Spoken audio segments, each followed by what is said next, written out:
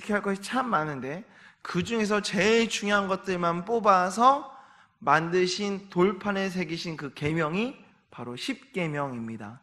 구약에서 제일 중요한 게 무엇이냐 하면 십계명을 꼽을 수 있는데 그 십계명이 있음에도 불구하고 예수님은 새 계명을 주셨습니다.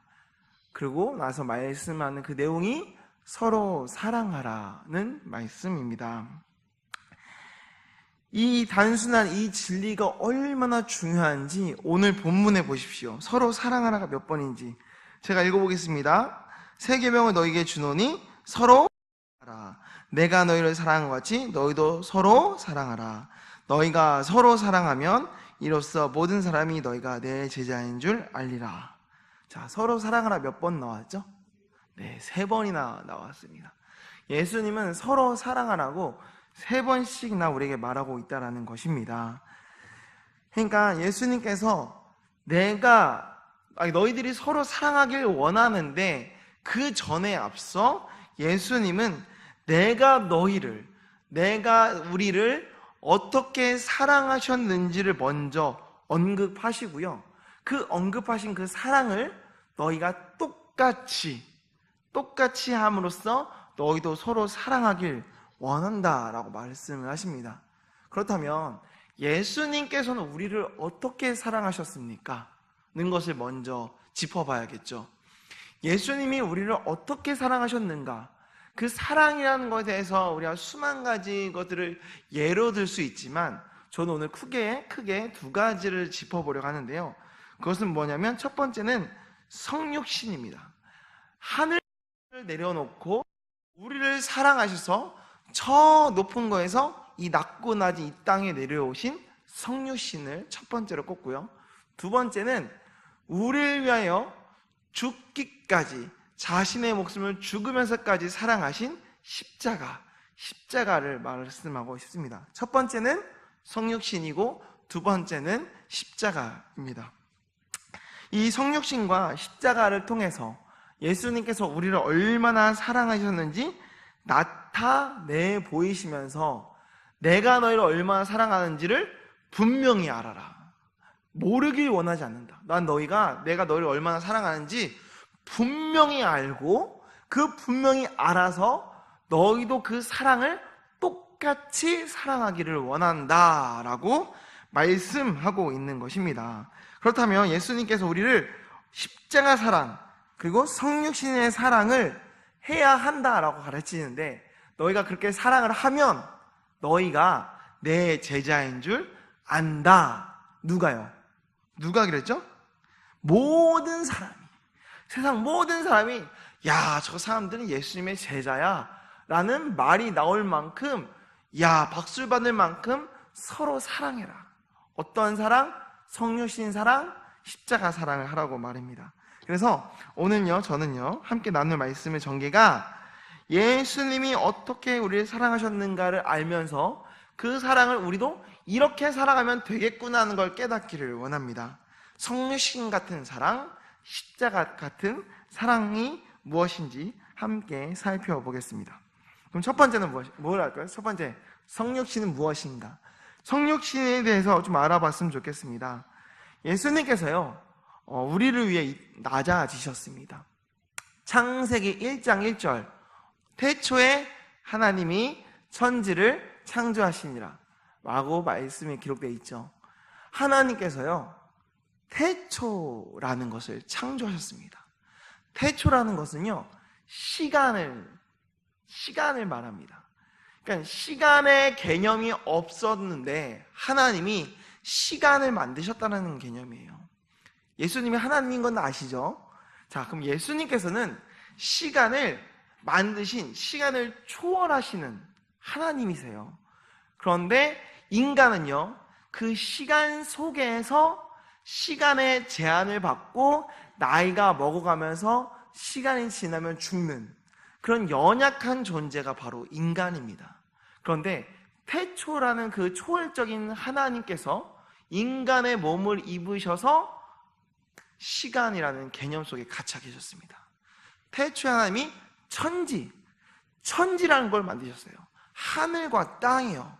하나님은요 하늘과 땅에 묶여 계신 분이 아닙니다.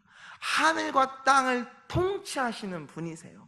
그런데 그 하나님이신 예수님께서 이 땅에 내려오셨다는 것은 이 땅에 걸어다니면서 공간적인 제한, 공간의 제한을 받는 인간의 모습으로 오셨다라는 것입니다. 시간을 초월하시고 공간을 초월하신 하나님께서 우리를 사랑하셔서 성육신 하셨는데 시간의 제한을 받고 공간의 제한을 받는 연약한 인간으로 오셨다라는 것입니다. 또한 창세기 1장 마지막을 보게 되면요, 하나님이 모든 생물에게 먹거리를 줬다고 되어 있습니다. 먹거리. 피조물인 우리는요, 먹어야 살아요. 이 안에 생명이 없습니다. 그러니까 생명이 있는데 생명을 유지할 수 있는 힘이 없어요. 그래서 인간은요, 이 생명을 유지하기 위한 에너지를 만들어내야 되는데 이 에너지를 어떻게 만들어내죠? 먹고 자고 쉬고 하면서 에너지를 만들어내서 생명이 유지하게끔 만듭니다.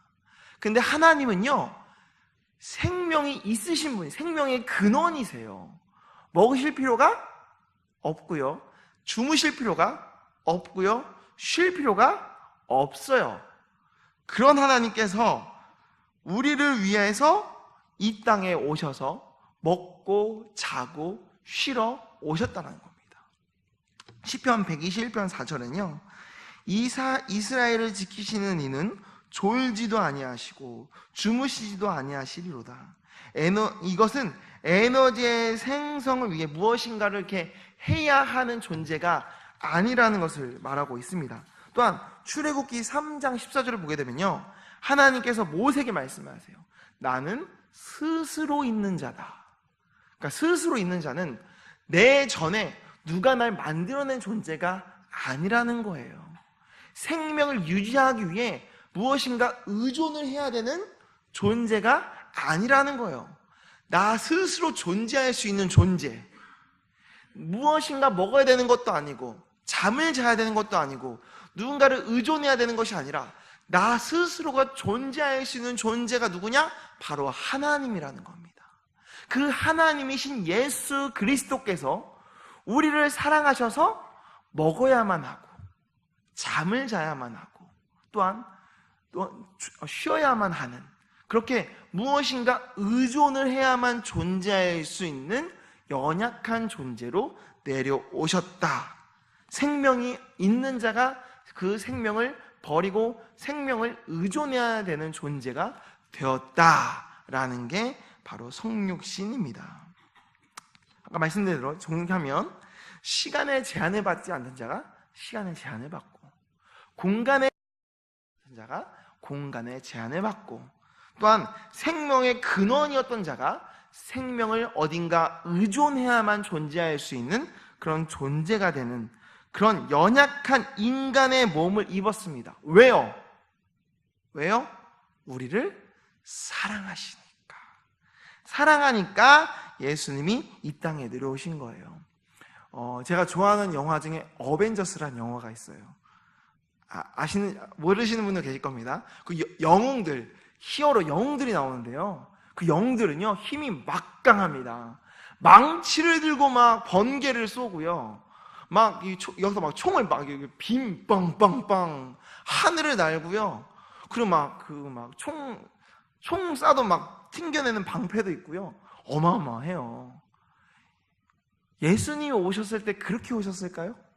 아니요. 다 버리고 오셨어요. 하나라도 가지고 챙겨오신 것이 없으세요. 그냥 연약한 말구 위에 그 아기로 오셨습니다. 왜요? 우리를 사랑하셨어요. 얼마나 사랑하시길래 뭐 하나 좀 챙겨오시지? 챙겨오지도 않으시고 모든 걸 버리시고 이 땅에 오신 예수님의 그 사랑, 그 사랑을 예수님이 보여주셨습니다. 그게 성육신입니다. 이 사랑을 설명하기 위해서는 이제 남자와 여자, 이 부부를 예를 들 수밖에 없는데 이것을 좀 양해 부탁드립니다. 사랑하기 위해서 헤어져야 합니다. 우리 젊은 이제 청년들이 결혼할 때 이제 어르신들께서 이야기하는 얘기들이 있습니다. 그래, 사랑하는데 서로 이해하면서 사랑하면 돼 라고 말을 하십니다. 맞는 말씀이시죠. 이 이해라는 단어, 영어로 뭔지 아십니까? understand, 낮은 곳에 서다라는 것입니다. 상대방의 낮은 곳, 상대방을 위해 낮은 곳에 서다, understand, 이해한다는 것입니다. 이게 성육신과 아주 연밀히 연결되어 있습니다. 사랑하기 때문에 내려가야 한다는 것이, 예수님이 내려오셨듯 우리는 사랑하기 때문에 understand, 이해하고 낮아져야 합니다. 그런데 이게 말처럼 이게 쉬운 일이 아니에요. 부부싸움 해보셨죠? 왜 싸울까요? 내가 이해할게. 아니야, 내가 이해할게. 이렇게 아니, 나 이럴 수밖에 없었어. 아니, 너가 날 좀 이해해줘. 나는 그걸 받아들일 수가 없어. 라면서 내가 이해할게. 아니야, 내가 이해할게. 이런 싸움은 없어요. 날 좀 이해해줘라. 아니, 너가 날 좀 이해해줘라. 누가 이해할 것이냐? 네가 이해해라. 내가 이해해라. 이런 싸움 가운데 우리는 살아가고 있습니다. 사랑을 해야 하는데 사랑을 받으려고 하는 자세겠죠. 우리 인간은요, 내려가야 하는데 내려가려고 하지 않습니다. 그런데 성육신은 내려가야 돼요. 이해해야 되고요, 언더스탠드 해야 돼요. 이것은요, 나의 위치의 변화를 요구합니다. 나는 여기 있고 싶은데 이해하려면요, 상대방 위치에 내려가야 돼요. 그 말은 즉슨 내 위치가 낮아져야 한다라는 것입니다. 상대방을 사랑하기 때문에 예수님의 위치가 이렇게 낮아지셨듯이 사랑하는 남편 때문에, 사랑하는 아내 때문에 위치가 낮아져야 하는 것이 understand, 이해를 말하고 있습니다. 사랑은요, 변화를 요구합니다. 전지전능한 하나님이, 시간과 공간을 초월한 하나님이, 스스로 존재할 수 있던 하나님이 사랑하니까 우리를 이해하시려고 성육신 하셨듯이 우리는 사랑을 해야 되는데 그런 우리의 변화를 요구하는 것이 성육신입니다. 자, 그러면 이제 우리가 이제 성육신에 대해서 배웠는데요, 성육신의 사랑을 어떻게 할 것인가에 대해서 두 가지를 나눠보겠습니다. 성육신의 사랑의 첫 번째는요, 당연이란 단어를 조심하십시오. 무엇이라고요? 당연이라는 단어를 조심하십시오. 나는 아빠처럼 살지 말아야지, 나는 엄마처럼 살지 말아야지, 이런 생각을 할 수 있는데요, 대부분요, 그 아빠처럼 살고요, 그 엄마처럼 살게 됩니다. 왜 그런가? 인간은요, 스스로 뭔가 창조해낼 수 있는 존재가 아닙니다. 본 대로 보고요, 느낀 대로 느끼는 존재가 바로 인간입니다. 마치 컴퓨터처럼요, 프로그램을 설치해야만이 그 프로그램을 사용할 수 있어요. 아무리 성능이 좋아도 프로그램을 설치하지 않으면 쓸 수 없듯이 그런 존재 같아요. 그래서 무엇인가 들어오는 그 설치 파일이 되게 중요합니다. 그래서 어렸을 때 뭘 보고 자라느냐가 참 중요한데요, 그래서 우리는 한국인입니다. 어쩔 수 없는 한국인이에요. 한국 문화를 보고 자랐고 한국인 아빠와 한국인 엄마 밑에서 자랐기 때문에 우리는 한국인이에요. 그래서 다른 나라에서 살기가 쉽지 않은 어쩔 수 없는 한국인입니다. 이런 것을 이제 다시 대입해서 말씀드리겠습니다. 남자가 여자가 결혼을 했어요. 그런데 이 남자는요, 이동안 살아보면서 한 번도 남편이라는 걸 생각해 본 적이 없어요. 여자도 마찬가지입니다. 이제까지 살아보면서 아내라는 걸 생각해 본 적이 없어요. 왜? 공부하라서 공부했고, 놀고 싶어서 놀았고, 대학 가서 대학 갔고, 취직하라서 취직했고, 결혼해서 결혼했지? 아빠가 무엇인지, 남편이 무엇인지, 아내가 무엇인지, 엄마가 무엇인지 한 번도 생각해 본 적이 없어요. 그런데 유일하게 본 아빠와 유일하게 본 남편, 유일하게 본 아내는 누굴까요? 자기 아빠, 자기 엄마예요. 그러니까 남편은 이래야 되지, 아내는 이래야 되지 라는 기존 틀을 갖고 결혼을 하게 됩니다. 그런데요, 문제가 생겨요. 이 사람이 본 아빠 엄마가 다르고요, 이 사람이 본 엄마 아빠가 달라요. 그러니까 이 사람의 기준의 가정이라는 기준이 다르고요, 이 사람이 생각하는 가정이라는 기준이 달라요. 이 기준과 이 기준이 만나서 날 좀 이해해달라, 날 좀 이해해달라, 이러고 싸우고 있는 것이 부부싸움이라고 볼 수 있습니다. 그래서 어떤 말들이 오가는가? 내 생각에는 넌 이래야지, 내 생각에는 넌 이래야 돼 라는 말들로 우리가 싸우게 됩니다. 남편은 이래야 되고 아내는 이래야 된다. 내 생각은 이러하고 내 기준은 이러하다. 그 기준 때문에 이 신혼부부가 얼마나 싸우고 기싸움을 하는지 모릅니다. 내가 맞냐 네가 맞냐, 내가 옳냐 네가 옳냐. 그런데요, 이 내 생각과 내 기준이 아집이 되어버리면 당연히가 됩니다. 당연히 그래야 되는 거 아니야? 당연히 넌 그래야지 라는 이 당연하지, 당연히 이러면서 당연이란 단어를 자주 사용하게 됩니다. 이 당연이란 단어가요, 어떤 뜻을 담고 있냐면, 나는 옳아, 나는 정상이고 난 문제 없고 내가 더 정확해, 그러니까 넌 날 따라야 돼, 당연히 넌 그래야지 라는 말들로 우리는 말하게 됩니다. 심리 상담사님께서 이 상담을 하실 때 당연이라는 단어를 사용하시는 분을 만나게 되면 골치가 아프대요. 왜? 변화하려는 의지가 없다라는 거예요. 분명히 문제가 있어서 왔지만 본인이 옳다고 생각하기 때문에 변화하려는 의지가 없기 때문에 당연히 이래야 된다라는 그 말들을 깨부순다는 게 너무 어렵다는 거 합니다. 내가 더 맞다, 내가 더 옳다라는 이 변화하지 않으려는 이 의지, 이 확신 때문에 상담이 힘들 정도로 우리가 당연이라는 단어를 사용하게 되면 변화의 의지는 없고 또한 감사도 잃어버리게 됩니다. 제가 보겠습니다. 자, 숨 쉴 수 있는 게 당연합니까? 숨 쉴 수 있는 게 당연하지 않아요. 숨 쉴 수 있음에 감사하게 되죠. 내가 건강한 게 당연합니까? 아니요. 건강을 주심에 감사하게 됩니다. 남편이 당연히 돈 벌어 오는 게 맞습니까? 아니요. 가정을 위해 돈 벌어다 주는 남편이 감사하게 됩니다. 아내가 살림살이 하는 게 당연합니까? 아니요. 가정을 위해 살림살이 해주는 아내에게 감사하게 됩니다.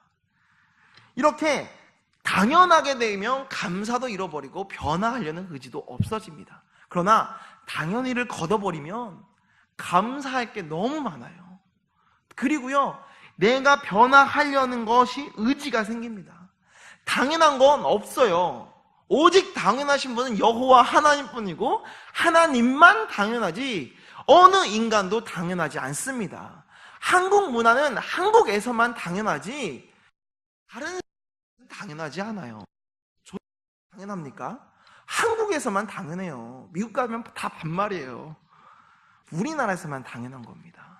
그렇듯이 세상 어느 누구도 당연한 건 없습니다. 내 당연함으로 인해서 상대방에게 그것을 요구한다면, 만약 내가 당연히 생각하는 것 때문에 아내나 남편에게 그것을 요구한다면 그것은 상대방에게 이해를 요구하는 것입니다. 즉 성육신 너 보고 하라는 거예요. 내가 성육신 하기 싫다라는 이야기입니다.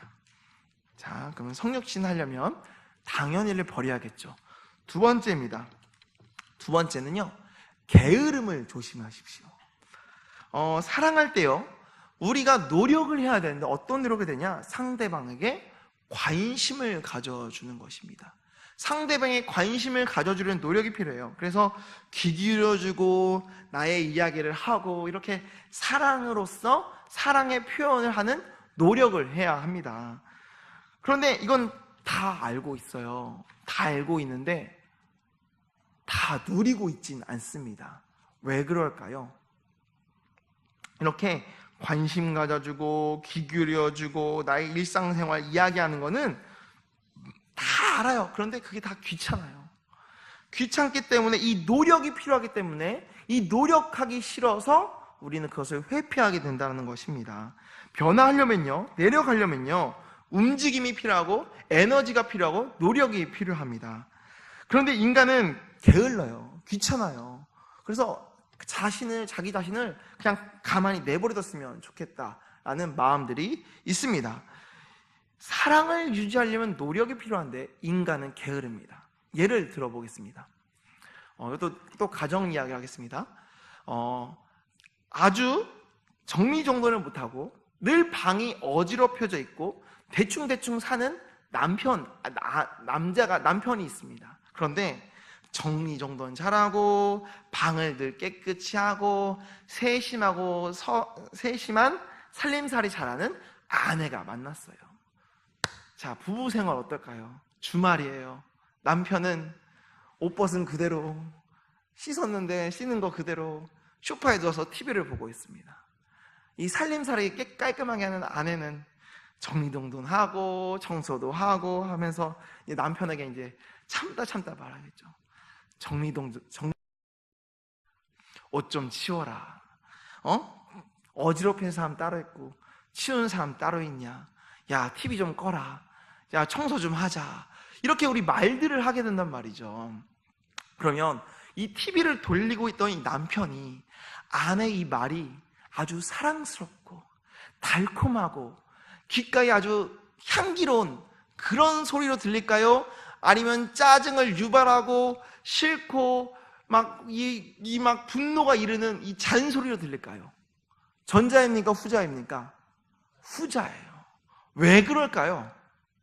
변화가 되기 싫기 때문입니다. 사랑에는 이 변화의 노력이 필요한데 난 변화되기 싫어.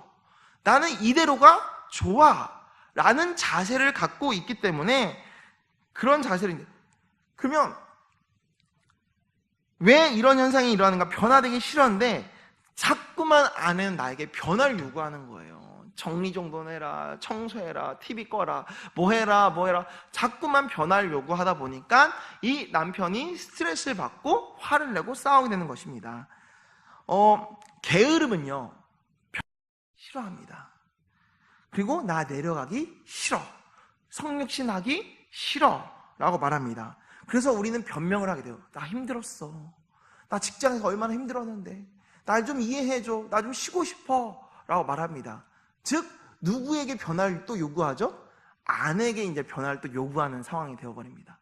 즉 누가 변화를 받아들이냐는 이제 부부간의 문제인데, 중요한 건 저는 지금 남편만 지금 꼬집는 게 아니라 인간의 본능은 변화되기를 싫어한다는 것입니다. 게을러서 노력을 하지 않으려 한다는 것입니다. 사랑은요, 게으름을 이겨내고 변화하는 것입니다. 내려가는 것입니다. 왜? 사랑하기 때문에. 익숙한 것으로부터 내려와서 좀 낯설지만 그것을 살아가는 삶이 바로 내려서 오는 성육신의 있는 삶의 삶입니다. 그런데요, 낯선 환경에 처하면요, 지금까지 하던 거와 익숙하지 않기 때문에 사람들은요, 익숙하지 않음으로 인하여 두려움을 겪게 됩니다. 어색하고요, 힘들고요, 괴롭고요, 두려운 마음이 듭니다. 그러나 사랑하기 때문에 그것을 이겨내야 합니다. 근데 그게 두려워서 다시 또 돌아가는 경우도 있어요. 잠깐 내려왔다가 야, 이거 못하겠다 하고 다시 돌아가는 경우가 많습니다. 사람은요, 늘 자기 익숙한 곳에 있기를 원합니다. 그리고 변화되는 것을 두려워하죠. 그러나 정말 하려고 하면 두려워지게 됩니다.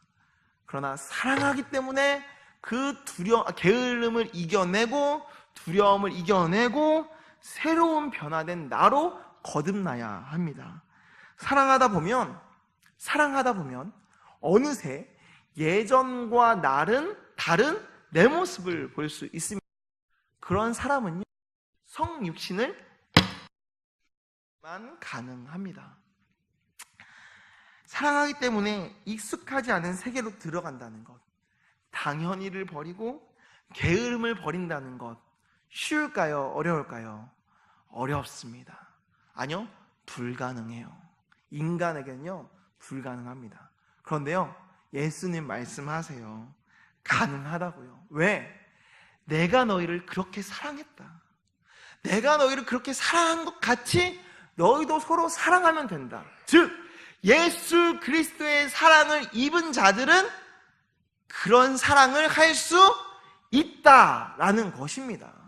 예수님의 사랑을 입은 자는 성육신의 사랑이 가능합니다. 그러니까 예수님을 안 믿는 사람은 정말 얼마나 불행하겠습니까? 그러나 예수님을 믿는 자들은 행복한 사람들입니다. 왜? 그 크신 사랑을 입었기 때문에 그 사랑의 삶을 살 수 있기 때문입니다. 두 번째, 성육신이 끝냈고요. 두 번째, 십자가 사랑을 이야기하려고 합니다. 십자가는 무엇입니까? 예수님은요, 예수님께서 우리를 위해 죽고 우리를 살리신 십자가 사랑입니다. 내가 죽고 널 살리겠다는 그 사랑 말입니다.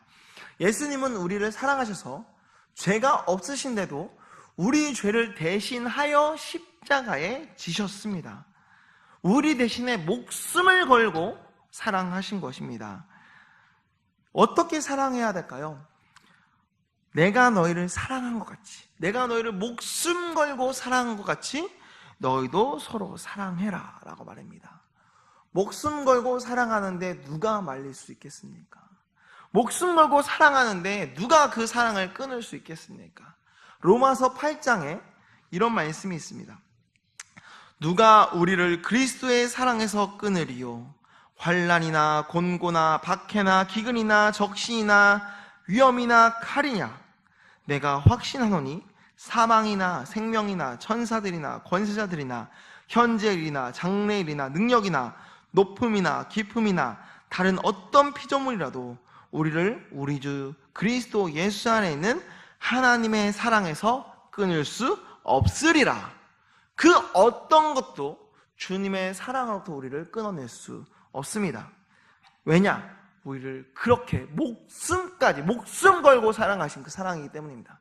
그럼 우리는 어떻게 해야 되는가? 그것도 두 가지로 나눠보려 합니다. 우리는 어떻게 해야 되는가? 첫 번째, 목숨 걸고 사랑해야 합니다.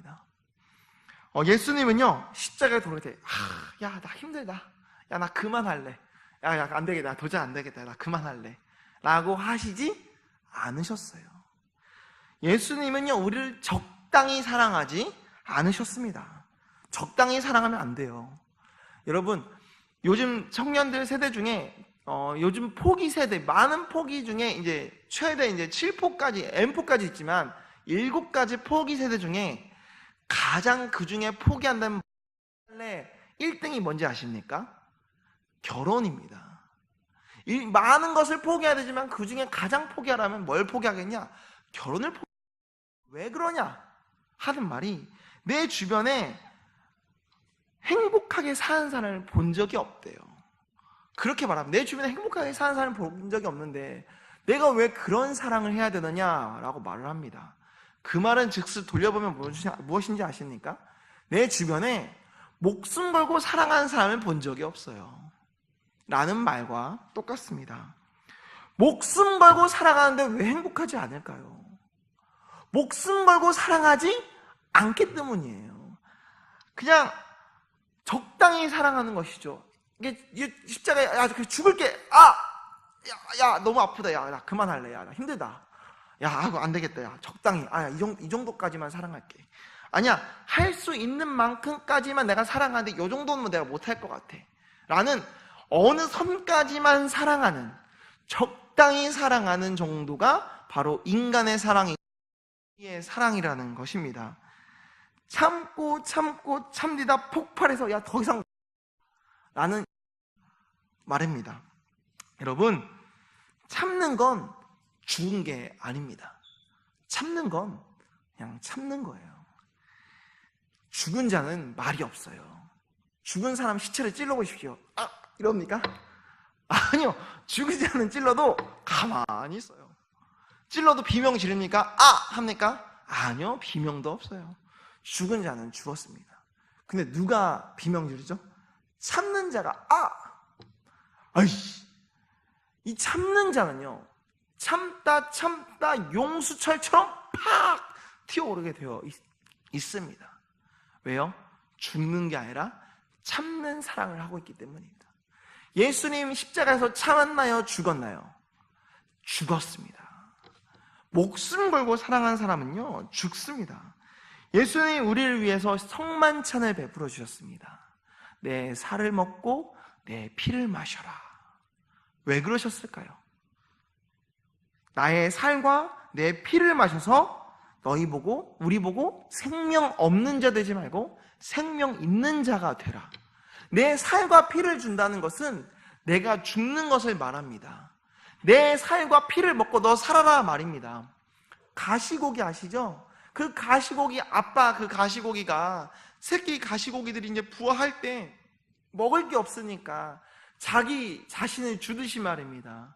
예수 그리스도께서 내 살과 피를 마시고 너희 살아라 라고 말씀하십니다. 예수님 그렇게 우리를 사랑하셨어요. 나 잡아먹고 너 살아라. 내가 죽더라도 널 살리겠다. 나 널 목숨 걸고 사랑한다 라고 말입니다. 우리는 어떻게 사랑해야 됩니까? 목숨 걸고 사랑해야 합니다. 두 번째, 예수님은요 항상 자신이 십자가를 지실 것을 생각하고 계셨습니다. 공간복음, 마태, 마가, 누가 어느 공간복음에서도요 예수님은요 자신이 십자가에 죽으실 것을 3번씩이나 말씀하셨습니다. 누가복음의 말씀인데 예수께서 12제자를 데리시고 이르시되 보라 우리가 예루살렘으로 올라가노니 선지자들을 통하여 기록된 모든 것이 인자에게 응하리라. 이 인자가 이방인들에게 넘겨져 희롱을 당하고 능욕을 당하고 침뱉음을 당하겠으며 그들은 채찍질하고 그를 죽일 것이나 그는 3일 만에 살아나리라. 예수님이 자신의 이야기를 하셨어요. 예수님 이 땅에 오신 목적이 뭐하러 오셨습니까? 우리를 위해 십자가에 죽으러 오셨어요. 이미 본인이 어떤 목적으로 이 땅에 오셨는지를 알고 계셨습니다. 그리고 제자들에게 3번씩이나 얘기를 했어요. 그러면 생각해 보십시오. 제자들은요 그 말을 들어도 알았어요? 몰랐어요? 몰랐어요. 예수님께서 그 왕좌를 얻으실 때 예수님 오른편 왼편에 내가 더 큰 공로를 세워서 앉아야지 이런 생각을 가지고 예수님 하면서 쫓아다니는 그 예수님을 바라보는 그 시선과 반대로 자신의 죽음을 곧 알고 있고 인지하고 있는 예수님이 제자들을 바라보는 시선과 그 시선이 같을까요? 다를까요? 다르죠. 예수님은 항상 죽음을 묵상하고 계셨기 때문에 제자들의 시선과 같은 시선이 아닙니다. 하나님의 때가 되면 나는 곧 죽는다는 것을 알고 계셨기 때문에 그 때를 항상 기억하며 제자들에게 말했습니다. 나 이제 곧 죽는다. 알고 있어라. 알고 있어라. 그 시선, 그 제자들을 바라보는 그 시선 말입니다.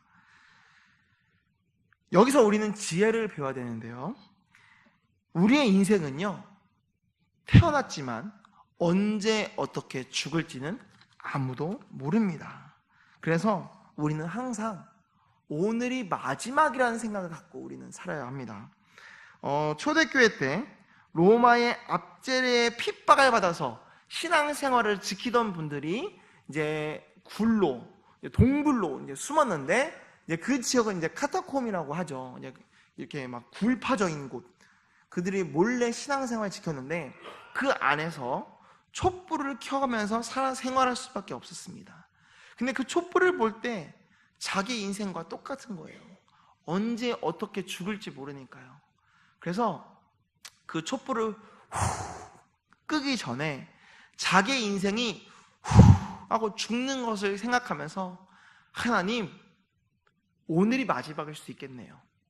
하나님, 오늘로 만족합니다. 오늘로도 충분합니다. 라는 고백으로 하고 촛불을 끄고 잠을 잤다고 합니다. 근데 밤새도록 로마군이 쳐들어오거나 아무런 일이 없어요. 눈 뜨고 촛불을 켜면서 자기의 인생에 하나님께서 주어졌다는 걸 감사하면서 하나님, 오늘을 주셔서 감사합니다. 라는 고백을 했다고 합니다. 우린 여기서 지혜를 배운다면 예수님께서 항상 자기의 죽음을 묵상하셨듯이 초대교회도 언제 내가 죽을지 몰랐다는 것을 기억하듯이 우리는 항상 오늘이 마지막일 수 있다는 것을 기억하고 오늘을 최선을 다해 사랑을 해야 합니다. 잠자기 전에 불 끄기 전에 잠들기 전에 주님, 오늘로 만족합니다. 눈 뜰 때 주님, 오늘 하루를 주셔서 감사합니다. 그런 우리 생활을 해야겠습니다. 자, 우리 한번 적용해 볼까요? 오늘 집에 돌아가실 때 죽습니다. 교통사고 나서 죽으실 거예요. 갑자기 묻지 마서 칼로 찔러 죽임 당할 수 있습니다. 오늘 반드시 죽습니다. 그 사실을 알아요. 자, 옆에 있는 사람 볼까요? 옆에 있는 사람 봐보세요. 그게 마지막일 수 있어요. 어떤 마음이 들까요? 그냥 우리가 헤어질 수 있을까요? 한 번이라도 사랑한다고, 한 번이라도 더 고맙다고 말하지 않을까요? 여러분, 부부싸움을 했습니다. 막 화나 죽겠어요. 근데 오늘이 마지막이에요. 잘 수 있을까요? 화해를 해야죠. 부글부글 하지만 오늘이 마지막이야. 미안해, 사랑해, 한 번 더 말하지 않을까요? 오늘 출근합니다. 출근하다가 죽을 수도 있어요. 뒤를 돌아보니까 내 아내와 자식들이 있어요. 한 번 더 사랑한다고, 한 번 더 뽀뽀해주고, 한 번 더 고맙다고 말하지 않을까요? 우리는 이렇게 사랑을 해야 합니다. 오늘이 마지막인 것처럼, 항상 오늘이 마지막인 것처럼 항상 오늘을 감사하며 사랑한다고, 고맙다고 고백하면서 우리는 후에 남길 일들을 하지 않으며 사랑해야 할 것입니다. 목숨 걸고 사랑하는데 누가 안 행복하겠어요? 믿지 않는 사람들은 사랑할 수 없어요. 목숨 걸고 사랑할 수 없습니다. 그러나 예수 그리스도의 십자가의 사랑을 받은 사람은 사랑할 수 있습니다. 왜요? 예수님이 우리를 그렇게 사랑하셨거든요. 그 사랑을 받은 우리는 그 사랑으로 사랑을 할 수 있습니다. 그 십자가 사랑으로 우리는 변화할 수 있습니다. 네, 오늘 말씀을 가지고 이렇게 나눠 보았습니다. 이제 말씀을 마치려고 하는데요, 예수님께서 우리에게 보여주신 사랑이 너무나 많습니다. 그 중에 두 가지 사랑만 꼽아서 말씀을 나눠보았습니다. 첫 번째는 하늘 보좌를 버리시고 이 땅에 내려오신 성육신 사랑을 가지고, 두 번째는 십자가 사랑, 우리를 위해 죽으신 십자가 사랑을 가지고 이야기했습니다. 그 성육신 사랑 가운데 첫 번째는 무엇이냐? 당연이라는 단어를 조심하자. understand, 내려가야 되는데 이 당연이라는 생각을 가지면 내 위치가 맞다, 난 내려갈 생각이 없다라는 것입니다. 내려가야 되는데 내려가지 않으려 한다는 것이죠. 그것을 조심해야 되고, 두 번째, 게으름을 조심하자 말씀드렸습니다. 내려가야 하는데 게을러서 내려가기 싫어서, 변화돼야 되는데 변화되기 싫어서, 이런 게으른 내 모습을 조심하자라고 말씀을 드렸고요. 두 번째, 십자가는 무엇인가에 대해서 나눴습니다. 예수님께서 우리를 어떻게 사랑하셨는가? 첫 번째, 목숨 걸고 사랑하셨다. 적당히 사랑하지 말자. 우리는 적당히 사랑하는 게 문제다. 주님은 우리를 목숨 걸고 사랑하셨다. 두 번째, 항상 십자가 지실 것을 생각하셨다. 오늘이 마지막인 것을 기억하자. 항상 오늘이 마지막인 것을 기억하자. 한 번 더 사랑한다 말하고, 한 번 더 고맙다 말하고, 잠들기 전에 할 수 있는. 그래서 예수님께서 내가 너희를 사랑한 것 같이 너희도 서로 사랑해라 라는 말이 이 뜻이었구나 깨닫고, 우리가 서로 사랑하는 그런 은혜를 누리는 우리 일산 영문교회가 되기를 바랍니다. 기도하겠습니다.